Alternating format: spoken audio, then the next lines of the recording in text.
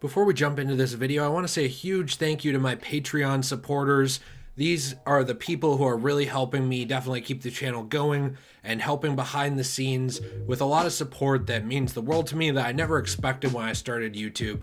So a big thank you to Caleb, Steve, Jonah, Caleb once again, he's coming in twice, Erwin, Dylan, Spoder, and Dylan again for the actual huge help on the channel over on Patreon. If you're more interested in the Patreon and some of the perks that you get over there, I will leave the link in the description below. Let's jump right into the video about why a Venom game is so hard to make.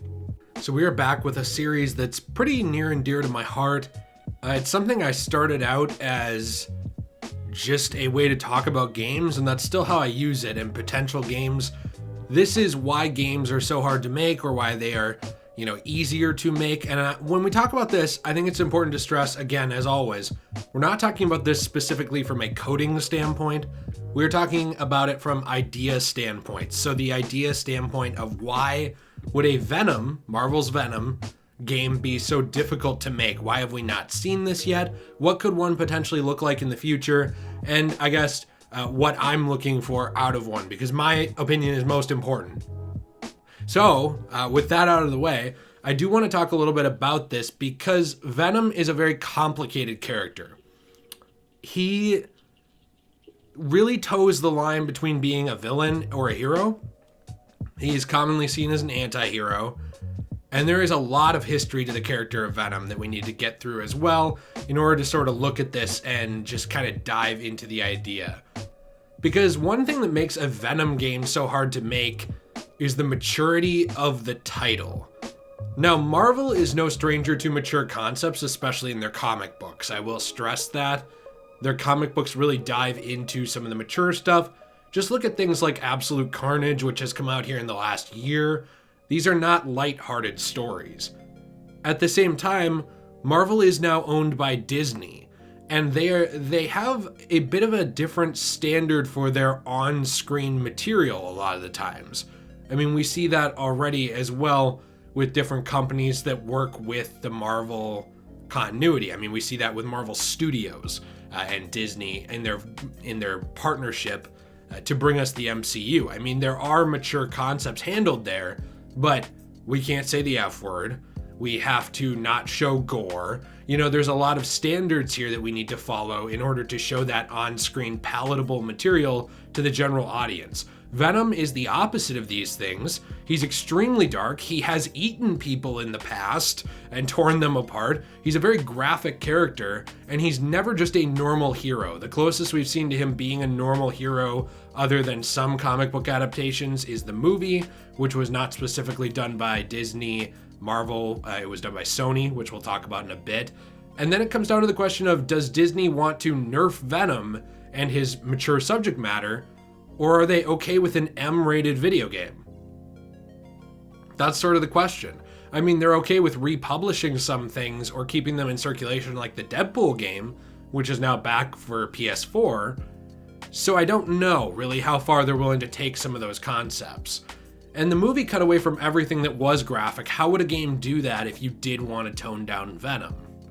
Would you end up just not being true to the character? And he's not happy-go-lucky, so it sort of hits this weird point where you have to turn him into more of Spider-Man with teeth and a tongue, on the outside, versus Venom. He also has a very complicated history, speaking of Spider-Man, with Spider-Man. I mean, Marvel games are in a very confusing place right now. Marvel's Spider-Man is its own continuity, reportedly, with Avengers in a completely separate one, even though they've both been dubbed under this Gamerverse label in the past with their products. So it kind of begs the question of, where would you place this game, or is it just on its own in its own continuity? Which is totally fine to do, but the problem is if you're putting everything in pocket continuities, or then trying to cross certain things over, or leave them open to crossover later, you sort of come up with a very complicated set of realities for your games.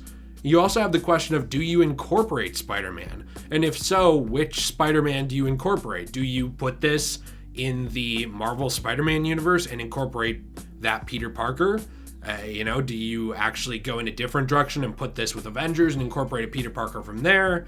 Do you make a new Spider-Man for this universe and he just shows up in the Venom game? Or what do you do with that? Or do you completely divorce the Venom concept from Spider-Man?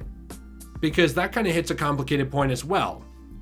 It was very difficult for them to do this with the Sony Spider-Man Venom movie because Spider-Man wasn't in it, but they still relied a little bit on that sort of feeling. That was a very Sony Spider-Man-ish movie. It was a very early 2000s superhero movie that seemed very inspired by certain things from the campier era of the Raimi-verse, which I absolutely love, by the way.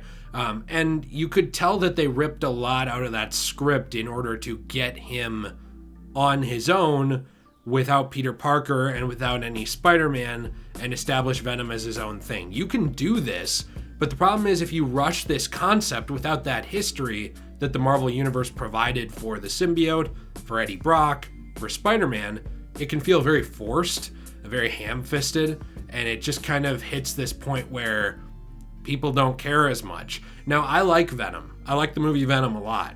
I also think it's pretty bad. I think it's a bad, fun movie. It's the same way I describe some of the Fast and Furious movies, where it's just a fun popcorn flick with some heart in it that could have been better, could have been a lot worse. It's surprising. I don't think it needed a sequel, but we're getting one.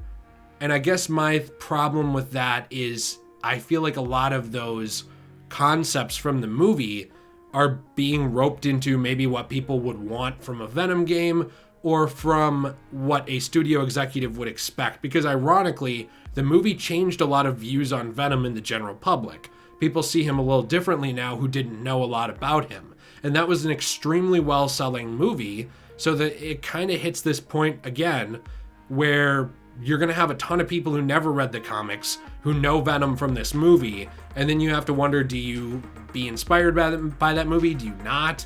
And what direction do you go with it? Because it would definitely really also be a bit of a slap in the face to hardcore fans if you just tone Venom down like the movie. He has no connection to Spider-Man, all this stuff. But at the same time, it would appeal to that mainstream audience of filmgoers outside of Spider-Man 3 who saw him and probably thought he was lame. And so do you market to those people or the hardcore Marvel and Venom fans? And the problem is studio executives almost always choose to market to the general audience first. So it really seems like it would be inspired by that. You also have a question too of what host you would use for this symbiote. Would it be Eddie Brock? That's the one with the most history with Peter Parker. So then it comes down to you have to rewrite Eddie, who can stand on his own, but he needs a history and a reason for being Venom. So you'd need to rework all of that. And like I said, the movie did that, but it was a little sloppy and it really rested on the acting laurels of Tom Hardy. I mean, he carries that movie and he does a very good job carrying that movie. But without him, if it was a bad actor, the flaws of that script would shine through very quickly. And in the Marvel Spider-Man universe, spoiler alert for Venom, I'm just going to give a big spoiler alert for the Marvel Spider-Man universe, the game for PS4, it seems set up to be Harry. I mean, we see Harry connected to a symbiotic-looking creature in the tube near the end, and you're kind of cornered in that continuity with almost having to go with Harry.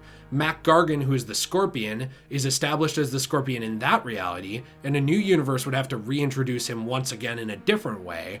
So then you sort of hit this point where these three potential hosts, and there are others for Venom, but these three main potential hosts have tie-ups or things that you would have to rework in the story to actually make them Venom. There's also a very confusing history with the symbiotes, and do you go into detail with that? I mean, the symbiote originally gets to Earth on Spider-Man as his costume, so then you have to rework that.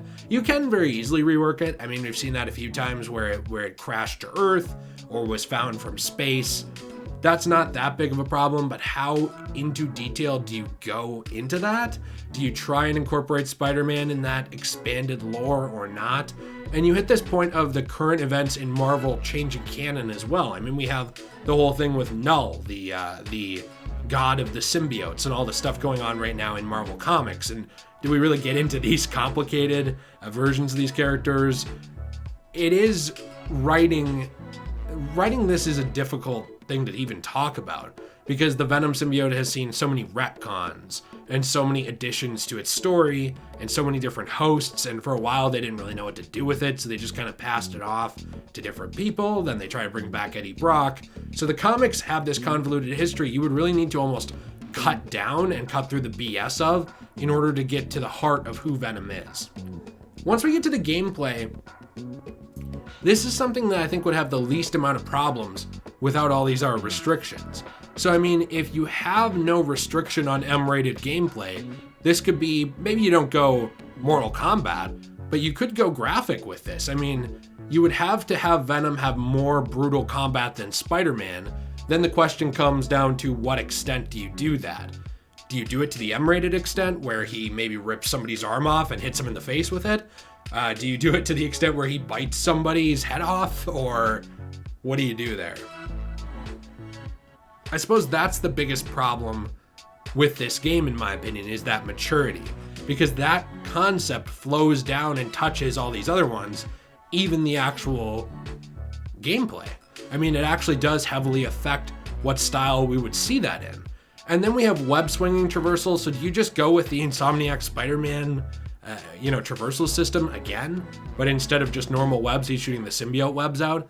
You could. And I think that's a proven traversal system, but then it very much would just feel like edgy Spider-Man if you're not careful with how you design that. So I think that would need to be done very well. We do see traversal for Venom, obviously, in things like Ultimate Spider-Man, the game, and that is done well, and it really toes a line between trying not to be too graphic, but it's able to kind of get away with some of that because of the style of the game. So then you kind of wonder, do you want to go into that more cartoony style or the more grim and dark and realistic and gritty style in order to do that? You also come down to the question of enemies. Who do you have Venom fight in this? Because that's something I'm curious to see your opinion on in the comments down below.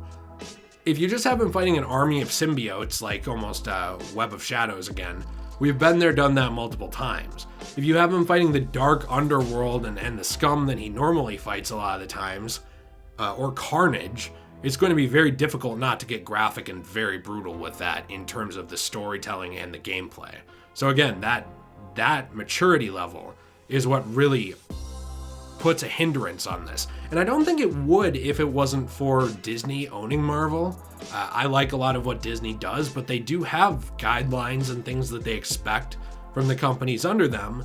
And one of those is towing a line between children/teenage content and adult content.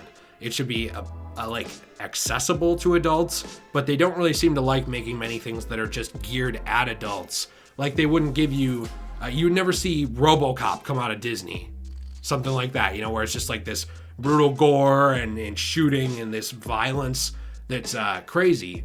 You wouldn't really see that. You would see a very nerfed version of something like that if Disney owned RoboCop. That's just an example. That's also why people have lost a lot of faith in Deadpool now that it's with Disney, or even something like Alien now that Fox owns Disney. So the Disney connection is one of the things that really puts a hindrance on this. You can cut away from a lot of things in a movie or a show that you can't really cut away from in a game without it being very, very obvious. Let me know what you think in the comments down below. What are your opinions on this game? Do you think that a Venom game would be easy to make actually and I'm overthinking it? Do you think it is very difficult? What do you think about Disney's stance on this stuff? Do you think they'd be willing to do it? So definitely let me know what your good ideas are down below. Be sure to like the video if you liked it, dislike if you dislike it. I hope you stick around and enjoy the content and subscribe and check out the secondary Let's Play channel in the description down below. Have a great day, stay shway, and I'm out.